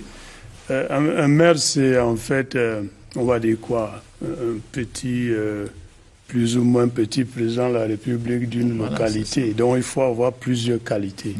Il faut avoir une vision d'abord, il faut savoir la traduire dans les faits, il faut savoir faire une équipe de travail. Exact. Donc, est-ce que c'est l'entrepreneur, est-ce que c'est le manager, est-ce que c'est l'homme, l'étudiant de sciences politiques ou bien l'inspecteur des finances? Puisqu'il y a des liquidations et des recouvrements des taxes, il faut tout ça pour faire du maire. Parce que si vous ne le faites pas, vous risquez d'être embarqué par le personnel administratif qui se développe de plus en plus dans notre pays comme un pôle de pouvoir et fort de pesanteur et de résistance. Je parle d'expérience de ministre et de maire. Donc il faut que le ministre et le maire surtout, soient en mesure d'arrêter les combines, qu'ils sachent qu'on est en train de le mener en bateau. Donc il faut un bagage intellectuel, il faut surtout qu'on ait à la base une très grande intégrité morale. Parce que la mairie donne du pouvoir et le pouvoir corrompt. Et si vous n'avez pas une intégrité morale, vous pouvez devenir un petit tyran local. Donc, parce que c'est ça l'intégrité morale. Il faut l'intégrité morale parce que vous ne devez pas détourner l'argent de la collectivité locale. C'est-à-dire qu'en dehors du bagage qu'on a décrit là, qui est divers et varié, il faut avoir ces valeurs-là pour être un bon maire. Voilà la réponse qu'on peut donner. Alors, j'aperçois dans les rangs un autre doigt, une autre main qui s'élève. Une autre question? Bonsoir à tout le panel. Je m'appelle Tungitabi Kona Désiré Ange-Com, étudiant en master en sciences politiques à l'université Yaoundé 2. Soit. Ma question est la suivante. Au regard de la montée croissante du foncier dans les communes urbaines, qui ne permet pas aux jeunes de s'établir et pouvoir épargner, quel sera votre profit de maire pour permettre aux jeunes de se loger à coût raisonnable avec l'effectivité de la décentralisation? Merci. De se loger comme fonctionnaire, comme entrepreneur, comme citoyen. Comme citoyen. Comme citoyen. Alors, si vous êtes de cette localité-là, vous avez déjà une ascendance, c'est-à-dire que vos parents ont une parcelle de territoire. Maintenant, si vous voulez ce que la mairie met à disposition, la mairie peut créer des lotissements. La mairie peut créer des zones économiques si vous êtes entrepreneur et vous logez là-bas en fonction de ce que vous voulez faire. La mairie a peut-être des possibilités de vous aider à vous installer en tant que jeune entrepreneur ou je ne sais pas quoi. Toutes ces possibilités, voilà la réponse. Bon, la mairie peut, mais les mairies ne le font pas. Non, ce n'est pas parce qu'elles ne le font pas que c'est impossible. Oui, je suis en train de faire le constat. Oui, on dit si bien qu'elle peut, mais on constate quand même qu'elles ne le font pas beaucoup. Elles ne le font pas parce qu'on était dans un système très, très jacobin, dans un régime que tout le monde connaît, dont la mamelle nourricière est la corruption et le népotisme. Voilà, non, moi, M. Bina, excusez-moi de parler de mon expérience. Oui. J'ai installé des jeunes agriculteurs, j'ai donné des appuis à des jeunes qui voulaient faire des choses qui les autonomisent. Parce qu'il faut dire aussi que ces jeunes, ils viennent parfois pour qu'on leur donne des chèques et pour qu'ils font dans la nature. Lorsque vous avez en face un jeune qui veut avancer, vous pouvez l'accompagner. J'en ai accompagné, je pense qu'il y en a qui sont installés. Une autre question? Oui, bonsoir à vous. Noga Masogiripen, étudiant en sciences politiques. Ma question, j'aimerais l'adresser à Monsieur le ministre pour davantage profiter de son expérience. Je vais demander, dans un contexte marqué par, nous le savons, le présent contexte marqué par la crise dans le Nozo, qui est cette en voie de résolution, mais dont les effets se font toujours sentir, mais aussi marqué par une forte, et je dirais même unanime poussée nationale en faveur d'une décentralisation plus accrue, mais surtout effective, et enfin marqué par le réaménagement du cadre légal de la décentralisation. Qu'est-ce qu'il faut attendre de ces élections-ci? Et secondement, je dois dire dernièrement, quel type d'homme pour véritablement matérialiser, impulser, mener, réaliser le développement local? Lorsqu'on discute avec les gens, on se rend compte qu'ils veulent un changement de personne. Mais au-delà du changement de personne, est-ce que vous, qui avez déjà été maire et qui êtes candidat et serez très probablement élu, puisque votre parti est le seul en liste dans votre circonscription, quel est votre état d'esprit? Quelle est l'idée, l'appréciation que vous avez des fonctions nouvelles qui seront les vôtres, parce que c'est un peu des hommes nouveaux, avec des fonctions revues et augmentées. Dans un Cameroun nouveau. Dans un Cameroun nouveau, ce qui implique donc des responsabilités nouvelles. Quelle est l'appréciation que vous faites désormais du rôle qui sera certainement le vôtre? Merci beaucoup. Alors, je pense que le processus que nous voulons approfondir là est un cadre légal nouveau. Et pour comme un cadre ne se meut jamais seul, il faudra qu'il y ait des hommes qui soient outillés pour le faire mouvoir, pour produire les effets qu'on en attend. Moi, je ne serai pas un nouvel homme, je serai un ancien nouveau peut-être. Et je suis allé à la commune parce que j'ai vu qu'il y avait un potentiel pour développer ma commune. Et je reste confiant qu'avec ce qui a été mis dans ce code, on peut aller plus en avant. Les hommes, ils doivent avoir un profil, ils doivent avoir un bagage, ils doivent avoir des valeurs, ils doivent avoir la détermination. Et ils doivent avoir en face des populations qui croient à leur projet et qui les accompagnent, parce que toutes ces affaires sont participatives. Si vous attendez toujours que les choses vous soient octroyées, il est possible que l'ouvrier se fatigue à la tâche. Mais si vous trouvez un chemin et qu'il est question de vous accompagner, parce que le développement, il est participatif, on est sûr que les choses vont se lever et on va avoir des collectivités locales assez dynamiques qui garantissent un développement local pour tous ces habitants, pour ces populations. Alors, j'aimerais entendre peut-être Daniel Mincha avant Serge Espoir Matombo. Lorsqu'on suit les questions de nos jeunes qui sont sur le plateau, ils posent en réalité le problème du projet politique municipal qui est au centre de la démocratie locale, de la décentralisation d'un. Ils posent également le problème même du sens des organes municipaux. Je voudrais relever que le maire n'est pas le décideur de la mairie. Lorsqu'on dit élection municipale, en réalité, c'est après coup qu'on élit le maire. Les décideurs dans une commune, ce sont les conseillers municipaux, parce que le maire est d'abord conseiller municipal.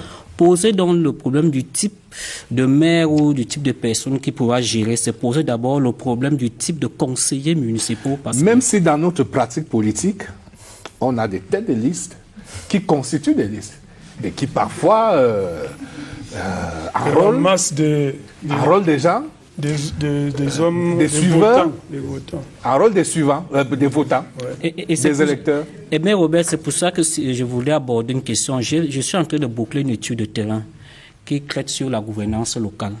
Très peu de Camerounais savent qu'entre 2010 ou bien 2013, prenons la mandature qui a commencé en 2013, entre 2013 jusqu'à aujourd'hui, la moyenne de tenue des conseils municipaux est généralement d'une session par an.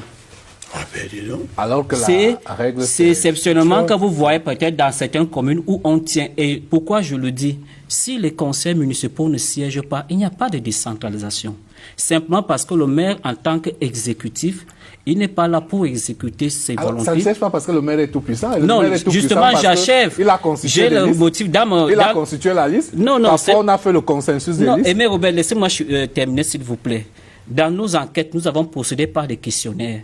La question était de savoir pourquoi est-ce que les conseils municipaux ne siègent pas suivant les délais requis, la fréquence requise par la loi. Les réponses sont les mêmes. C'est qu'il n'y a pas l'argent pour payer les indemnités des conseillers municipaux. Cette réponse, elle est récurrente. Or, dans l'esprit de la décentralisation, il n'y a pas de salaire de maire sans indemnité du conseiller municipal. Parce que le maire exécute ce que le conseil municipal lui demande de faire. Si dans le conseil municipal ne siège pas, le maire exécute des décisions de qui? Du maire. Donc, c'est peut-être à ce niveau-là qu'il faudrait également interpeller dans la participation citoyenne. Interpeller les populations. C'est pour ça que, en début d'émission, je dis... Le code prévoit des comités de village, des comités de quartier. Bien évidemment, ce n'est pas parce que le RDPC est seul dans une circonscription que cela signifie que, ou bien notre parti politique, que cela signifie que ce parti politique l'a gagné d'avance. Non, il faudrait interpeller les populations parce qu'au centre, il y a ce projet municipal qu'il faut questionner. Les élections constituent ce que nous appelons en sciences politiques la clé de voûte de l'évaluation. En même temps qu'on vient pour sanctionner, mais en même temps aussi, on vient pour apprécier ce que les politiciens nous proposent comme projet social. C'est très important de le relever. Et lorsqu'on rate généralement à cette étape-là, il faut être certain que la suite va commencer à pointiller. Daniel Mincha, je vous suggère de poursuivre. C'est un excellent champ de recherche. Non, c'est pour ça qu'il faut qu'il y ait une dotation générale, parce que la réponse là, elle est réelle. Elle est réelle. Parole d'ancien maire. Pour tenir un conseil municipal, il faut payer les frais de session. On dit même qu'il faut tenir une session de 3 à 4 jours. Il faut payer les frais de session aux conseillers municipaux. Si la commune n'a pas un bon compte administratif, vous avez des problèmes pour payer à 25 conseillers les indemnités.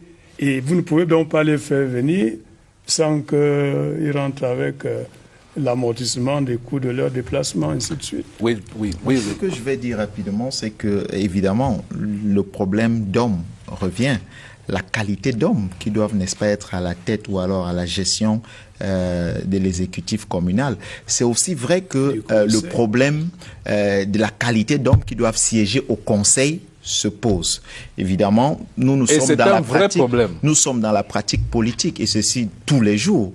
On peut vous dire que s'il y a un challenge énorme à faire déjà en matière d'élection locale, c'est la constitution d'une liste. C'est-à-dire que vous avez des gens qui sont là, qui peuvent tout simplement vous donner leur carte d'identité, acte de naissance, ils ne savent plus rien. Ils ne savent pas comment un document se monte, mais alors, bien quand vous allez même les inviter au conseil, ils viendront seulement s'asseoir. Je vais vous prendre l'exemple du conseil dans lequel moi j'ai participé. Et puis, pour vous dire aussi que ce n'est pas toutes les décisions, ou alors tout ce qui est arrêté par le conseil, qui est toujours exécuté par l'exécutif communal. Excusez-moi de me répéter, qui est appliqué par l'exécutif communal. Je vais prendre un exemple simple. Lorsque nous sommes entrés en 2013, il y a une circulaire du Premier ministre qui interdit les concessions. Tout à fait. Je suis monté au créneau, j'ai dénoncé le fait que notre maire avait attribué des concessions, n'est-ce pas, aux particuliers. Ben, vous savez, le maire a été supporté par certains conseillers. Et c'est à la dernière session, qu'il décide donc d'arrêter les concessions. Après que le préfet soit revenu dessus, c'est-à-dire un autre préfet qui est venu, soit revenu en disant... Parce que le premier était conciliant. Écoutez, il était très conciliant. Vous savez comment ça se passe. Soit revenu dessus et disent qu'il y a un arrêté du Premier ministre qui interdit les concessions, arrêtez cela. Vous voyez, c'est-à-dire qu'il y a des décisions qui sont prises au niveau du conseil, lorsque vous avez un conseil multicolore, un conseil où des gens ont la capacité de lire et interpréter même les tests, vous êtes en difficulté. Ouais. Donc, oui, bien évidemment. Là, en ce moment, vous êtes en difficulté. Et vous allez voir l'exécutif se comporter comme si, voilà, le maire se comporte en ce moment comme s'il était la mairie. Et c'est ce qui est grave. C'est un petit président. D'où le problème, n'est-ce pas, de la qualité de conseillers, la qualité d'hommes qui vont gérer l'exécutif communal. Il est important de le dire aujourd'hui. Les gens doivent comprendre les enjeux. Monsieur Bina, ce n'est pas après 3 ans de mandature que vous affirmez en plein conseil que « mais vous savez que je viens d'arriver, j'apprends encore ». Vous apprenez quoi? Donc en venant, vous n'aviez pas un plan de... C'est ça, ce genre de conseiller que vous avez? C'est ce type de conseiller que vous avez dans l'exécutif communal. C'est très grave. Et pourtant, on sait qu'il y a des projets de développement même... Et on ne peut pas dire qu'on n'aura plus ce type de conseiller pour... Non, ce n'est pas dit, mais il faut qu'on évolue. Aujourd'hui, les consciences sont beaucoup plus éveillées. Les gens sont en train de se réveiller. Les gens apprennent. Vous allez finir un conseil. Vous avez le CFAM qui offre, n'est-ce pas, des formations même aux conseillers. Combien de maires envoient ne serait-ce que 2 ou 3 conseillers au CFAM? Ouais. Combien? Oui, en un mot. Les délibérations du conseil municipal ne sont pas secrètes. Hein. Les citoyens peuvent assister aux sessions.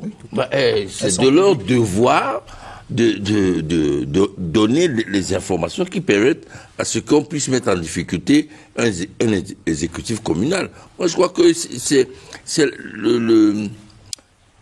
façon de procéder vient de l'état de la situation, dans la situation, le contexte politique dans lequel on vit. On n'a pas tendance à sortir des cadres restreints vers la population, qui est en réalité le censeur. C'est la population qui sanctionne. Elle doit être au courant de ce qui se passe. Mais il faut que la population elle-même fasse preuve d'un plus grand intérêt. Oui, je pense qu'il manque un éveil.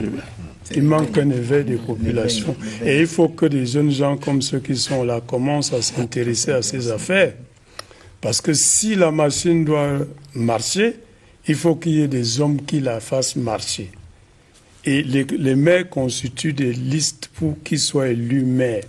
Et on leur abandonne la machine, le volant, et ils vont donc dans la direction qu'ils choisissent. Donc, si vous n'avez pas un bon conseil, il est fort probable que le maire vous amène dans le décor. Si vous avez un bon conseil, il est très probable que le maire soit bridé et qu'il ne soit pas en train d'aller dans toutes les directions. Donc, c'est un éveil de conscience, c'est une implication des personnes qui comprennent même de quoi il est question. Exactement. Parce que la décentralisation, c'est quand même quelque chose de... C'est du droit assez compliqué là. Pour que vous puissiez vous projeter, pour comprendre ce qu'on veut dire, il faut que vous ayez un bagage. Et lorsqu'on va prendre votre grand-mère pour être conseiller parce qu'elle est notable du village, vous n'allez quand même pas lui demander de faire cet exercice parce qu'elle n'a pas le ressort pour le faire. Donc on a besoin que des jeunes gens comme vous, même s'ils sont encore étudiants, postulent pour être des conseillers municipaux, pour apporter la lumière au village. Voilà la réalité. À condition que les aînés l'acceptent. Oui, on le fait. On va prendre une dernière question. Oui, on vous écoute. Vous êtes à... Bonsoir à tous. Oui. Je suis Junior Andela, étudiant en sciences politiques. Et ma question s'adresse à l'ensemble du panel. Alors, la décentralisation est généralement perçue comme un bras de fer entre l'administration centrale et l'administration locale.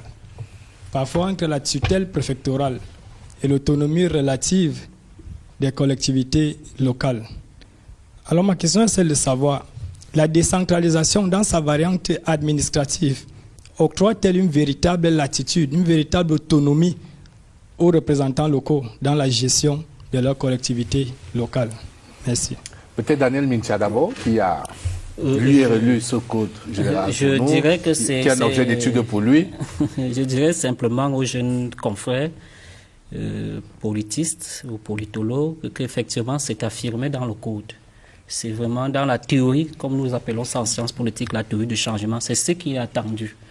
Et on a un peu évolué en ce qui concerne tous ces mécanismes-là qui bloquaient la décentralisation en termes de tutelle, de contrôle, etc. Vraiment, lorsque vous lisez cela sur du papier, on pourrait dire que c'est vrai que on n'est pas très proche du paradis, mais on peut quand même dire qu'on est très loin de l'enfer. Maintenant, ça reste là le défi, c'est celui de la pratique. Par les hommes. Par les hommes de cette affaire. C'est pour ça que je pense que rarement notre pays a eu la chance, si je peux m'exprimer de la sorte, c'est la chance qu'elle va avoir là maintenant. Nous sommes dans un contexte où c'est carrément encore le début d'un septennat. C'est le début d'une mandature pour les communes, pour les conseils municipaux, 5 ans. Au niveau international, c'est la décennie carrément des ODD, où on va mettre en place, injecter tous les moyens qu'il faut. Au niveau gouvernemental, c'est la dernière année où on est en train de finaliser la stratégie nationale de développement qui remplace le DSE. On est en train de mettre un statut spécial au nord-ouest pour résoudre la crise anglophone, si je peux m'exprimer de la sorte. C'est vraiment une année de référentiel où on se donne les moyens pour y parvenir. C'est donc davantage une interpellation qu'il faut faire à tous ces acteurs. C'est 10 625 conseillers municipaux à peu près qui vont être élus le 9 février pour 360 maires et 14 maires de villes. Je crois qu'il faudrait que là, il y ait une prise de conscience. Peut-être après 2 siècles qu'on aura encore ce genre de contexte. Il faut saisir, et je comprends mieux, je présente mes excuses au grand frère Kané, je comprends pourquoi un sage contemporain a qualifié ce septennat des opportunités. C'est vraiment des opportunités. Pourquoi vous vous excusez? Parce que le mandat qui m'a été donné sur ce plateau, c'est de ne pas laisser les uns et les autres afficher là. Donc, mais si c'est contemporain, donc, c'est vraiment sur le plan scientifique, c'est établi, c'est vraiment l'avalanche. Allons-nous donc saisir ces opportunités? C'est pour cela que je dis, la question c'est que vraiment au-delà. C'est pour ça que tout à l'heure, j'ai stigmatisé cette violence sur la démocratie avec le boycott. J'insiste là-dessus. Je crois que pour une fois, il faudrait que tous les Camerounais s'accordent du niveau local au niveau national et même ceux de nos compatriotes qui sont dans la diaspora, parce que... Ceux qui sont encore Camerounais. Ceux qui sont encore Camerounais. Mais alors, Daniel Mintia, vous décrivez si bien ce beau tableau de toutes ces opportunités qui se présentent, mais il y a un décalage avec certains acteurs politiques qui ont le regard uniquement rivé sur Etoudi, qui est affublé de tous les torts, de tous les maux, de tous les péchés, alors même que chacun d'entre nous peut, au niveau local, impulser, actionner un certain nombre de leviers pour changer les choses. Au début de cette émission, je crois que le président Ekane a dit quelque chose d'assez important, je me rattrape, qu'il a esquissé en réalité, ce qui est au cœur de la pensée politique, c'est que la politique est un art. Et c'est un art qui vise à rendre possible ce qui est nécessaire. Ce qui est nécessaire, ce sont les problèmes sociaux. C'est pour cela que nous disons généralement, faire la politique de nos jours, c'est faire les politiques publiques. Et donc, dans cette dynamique, dans les États modernes comme les nôtres, si vous voulez conquérir, en réalité, je crois que même M. Matumba l'a dit, si vous voulez conquérir le territoire national, il faut aller à la conquête des territoires. C'est une erreur stratégique monumentale, j'ai même envie de dire, c'est de l'amateurisme politique. Et de la fumisterie. Que de penser qu'on va accueillir directement le central. C'est du charlatanisme, Voilà. je voulais dire carrément. Ça dit, c'est impensable dans la modernité. Lorsqu'on fait, vous voyez comment ça se passe, vous voyez comment les élections régionales, municipales influencent les gouvernements en France et dans d'autres pays. C'est impensable qu'on croit que dans notre pays, ce n'est que étudié, alors que tel que c'est couché sur du papier, la plus grande fonction qu'on aura dans notre pays désormais, c'est la fonction de maire et de conseiller municipal. Donc je pense qu'il faudrait que les uns et les autres se ressaisissent un peu et qu'on saisisse l'opportunité que nous offrent ces élections municipales pour essayer d'arranger un certain nombre de choses. Très rapidement, les minutes s'égrènent, on est presque vers la fin de l'émission. Quelques mots à propos de ce que M. Mintia disait tout à l'heure. Il a bien précisé que sur du papier, tout est bien. Mais c'est justement le problème que nous avons depuis. C'est que sur du papier, les choses sont bien dites, sont bien écrites. Elles sont même bien pensées. Mais l'implémentation, c'est à ce niveau qu'il y a problème. Et c'est ce niveau qu'il faut revoir. Parce que, voyez-vous, qu'on commence déjà, dès à présent, à vous dire que la dotation ne sera pas disponible, et pourtant, sur du papier, on nous a dit que les 15% allaient être immédiatement affectés, n'est-ce pas, à cette dotation générale. Vous voyez que ça commence à poser un souci. Et nous allons aller comme ça crescendo. Donc, il faut passer de la phase du papier à la phase pratique et avoir une qualité d'homme capable donc d'implémenter ce qui est couché sur du papier. Parce que le plus important, ce n'est pas de dire que nous sommes dans un septennat de grandes opportunités. Si vous ne savez pas les saisir, vous faites quoi? Comment est-ce que vous définissez même déjà ces opportunités? Ça, c'est un autre débat. C'est pour dire que, oui, il faut passer de cette phase pratique et de cette phase du papier à la phase pratique. Vous êtes candidat? Oui, vous pouvez ça. Je voulais dire rapidement que le volontarisme politique ne suffit pas pour faire avancer un pays. Il faut une participation des citoyens. Et c'est cette participation qui bouscule l'ordre établi. Vous savez, les idées nouvelles ont du mal à se frayer le chemin dans le magma du statu quo et des idées anciennes. C'est pour ça que bousculer les idées ancrées dans le contexte sociopolitique du Cameroun par le RDPC pose aujourd'hui beaucoup de problèmes. Alors, très rapidement, messieurs, une dernière réflexion sur le danger de l'abstention. Attention à l'abstention, on va le dire ainsi. Daniel Mintia, notamment dans ces bastions du RDPC où les jeux sont faits, au moins 140 communes où le RDPC est seul en lice. Si rien n'est fait, qu'est-ce qu'il faut faire? Je vais poser autrement la question. Qu'est-ce qu'il faut faire pour mobiliser l'électorat partout, pour que les gens aillent massivement voter, y compris là où les jeux sont faits, mais davantage encore, on l'imagine, à Douala 1er, où il y aura des intercelles, à Douala 4e, ou encore à Garoua. Alors, c'est l'histoire, Matomba dit qu'à Douala 4e, ce sera mieux, ce sera du feu. Mieux que les intercelles de Douala 1er, ou encore à Garoua, où ce sera explosif carrément. Qu'est-ce qu'il faut faire pour susciter cet éveil citoyen dont parlait le ministre? Ça commence là, maintenant. Ce qu'il faut faire, de mon humble point de vue, c'est remettre les choses dans leur ordre logique. C'est que la politique, comme je l'ai dit, c'est des politiques publiques. Et de nos jours, se fait des politiques publiques de développement durable. Ça concerne d'abord les acteurs politiques eux-mêmes, les différents candidats. Il faudrait qu'ils essaient d'utiliser tout ce que leur offre la batterie en termes de réseaux sociaux et autres pour susciter. Donc les différents partis politiques, c'est le moment de démontrer la On a vu que le président Kanani est très présent sur les réseaux sociaux. Ce qu'il faut faire, ceux qui savent lire. Ce qu'il faut faire, également, c'est que... Mais à Ayos, ce n'est pas le premier... Non, à Ayos, je pense que le maire est suffisamment aguerri. Il faut replacer le projet politique municipal au centre. Nous sommes dans une situation où les populations ont des besoins. Je veux dire, veulent exprimer un certain nombre de choses. C'est pour cela que j'ai parlé tantôt de l'art. Un politicien, c'est un artiste. L'artiste qui compose une chanson dans un studio, je ne sais pas comment il fait, mais il trouve un moyen pour que lorsque les uns et les autres vont écouter cette chanson, qu'ils soient attirés, qu'ils dansent. C'est exactement cela qu'on attend. Donc, il y a d'abord là, au niveau des politiciens, ceux qui sont engagés, de faire vraiment preuve de mettre à jour leur art en structurant des projets politiques au niveau local très, très intéressants et en essayant de les diffuser auprès de masse.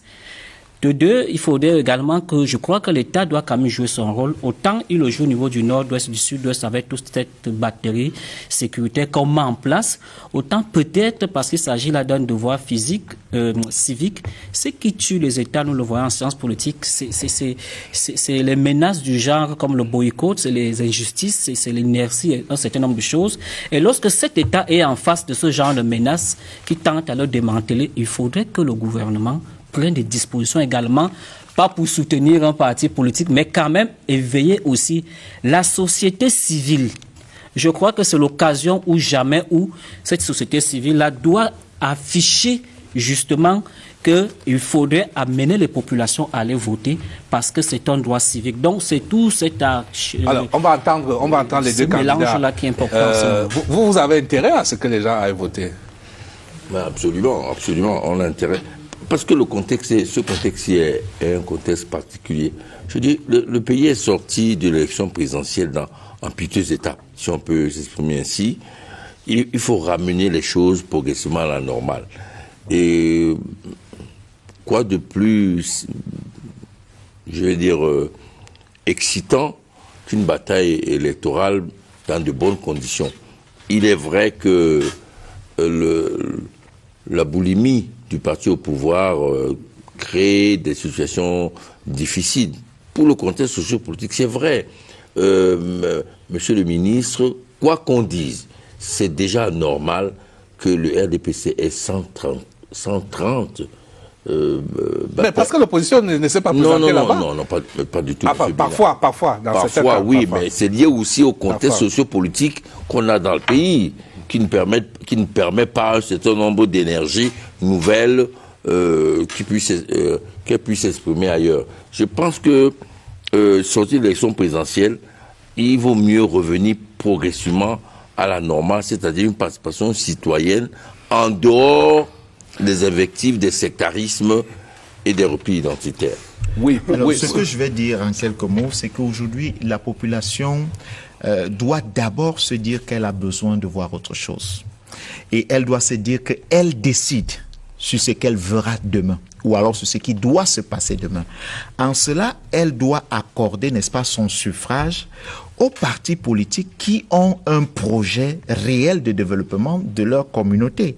Il faut donc ce nouveau contrat de confiance, parce que si, le PUR, évidemment, il faut donc ce nouveau contrat de confiance, parce que ce que nous demandons à la population, c'est de nous permettre de démontrer que nous sommes capables de faire. Et le dire, c'est de dire à la population, votez pour nous le 9 février. Je vous donne rendez-vous à la propagande électorale sur la CRTV.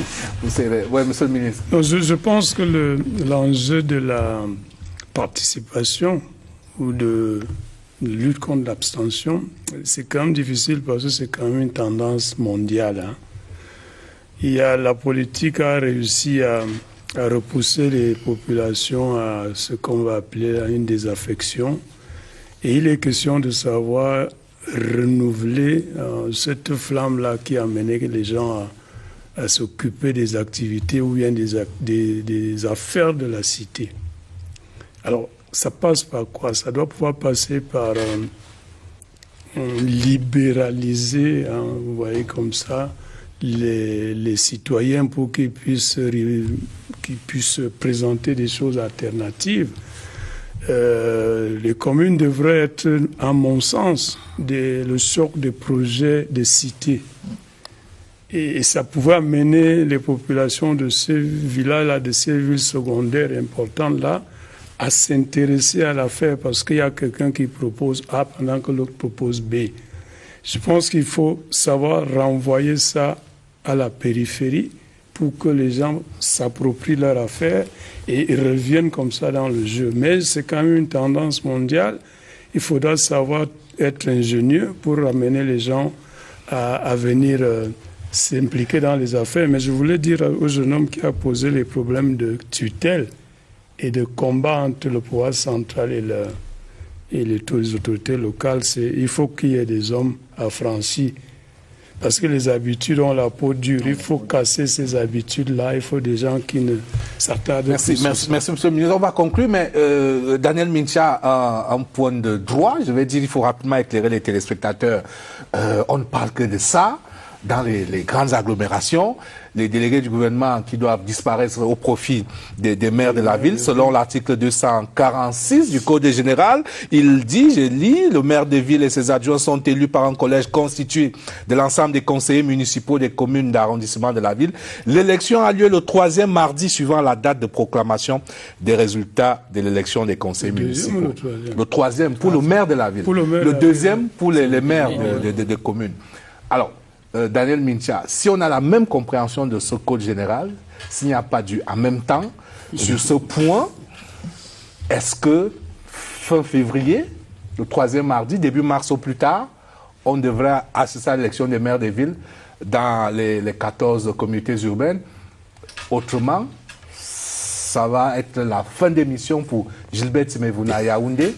Pour les 14, il faut dire pour les 14. Pour que les gens comprennent très bien. Non, à ce niveau-là, je vais emprunter votre expression, il ne saurait y avoir du en même temps. Effectivement, la loi est d'application immédiate. Donc, il faudra que les Camerounais, les uns et les autres, soient vigilants. 2e mardi, à compter de la date, ce n'est pas à compter du 9 février. À compter de la proclamation des résultats par les différentes commissions communales de supervision. Et compter donc 3 mardis, donc environ 3 semaines, 21 jours. Et ce que les préfets devaient faire, les préfets concernés, les 14 préfets, c'est de convoquer donc les sessions de plein droit pour faire élire. Et là, on réunit tous les conseillers municipaux concernés. Et si c'est dans le cadre, c'est comme par exemple dans la ville de Yaoundé, on réunit les conseillers municipaux des 7 communes d'arrondissement. Et puis les gens postulent à l'élection et puis c'est passé. Donc, il faudrait que les Camerounais soient vigilants. Il n'y a pas de doute là-dessus. Au moins, à ce niveau, c'est vraiment d'application immédiate. Et pas en même temps. Et quand on est candidat, voilà, donc, absolument, comme super. Et je peux vous dire que... Et là, la question demeure, votre fil rouge de ce soir demeure, c'est que quel futur maire pour les grandes agglomérations? Parce que là...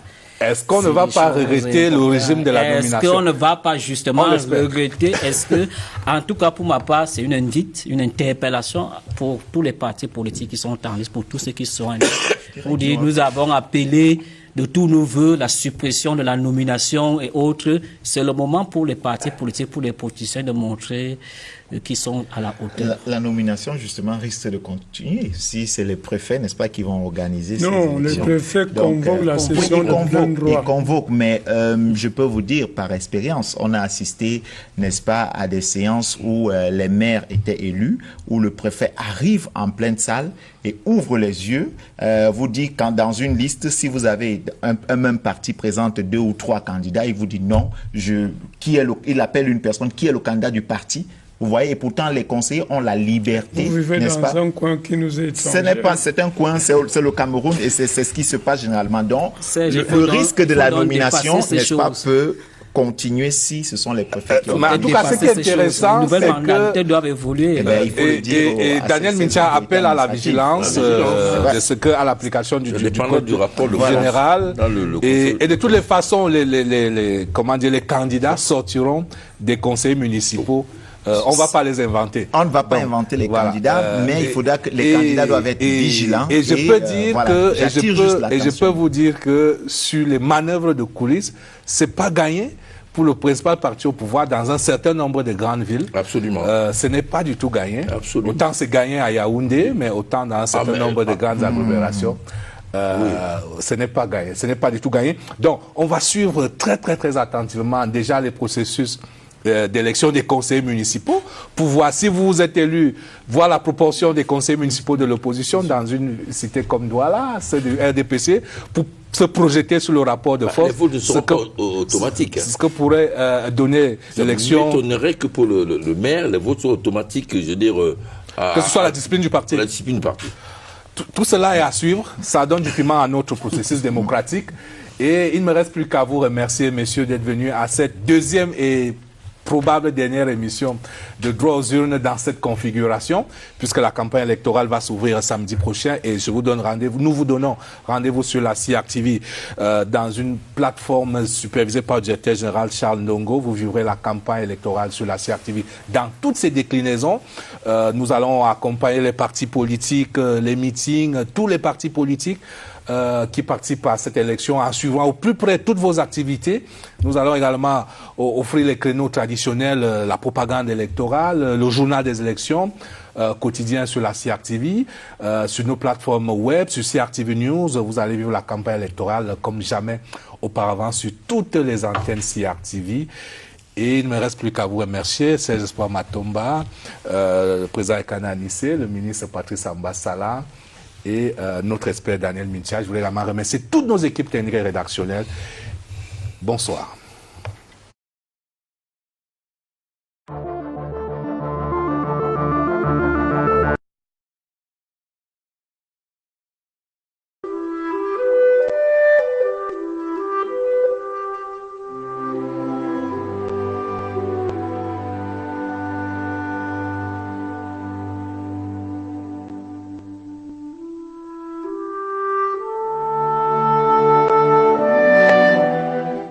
Monsieur le représentant spécial du secrétaire général des Nations Unies pour l'Afrique, Monsieur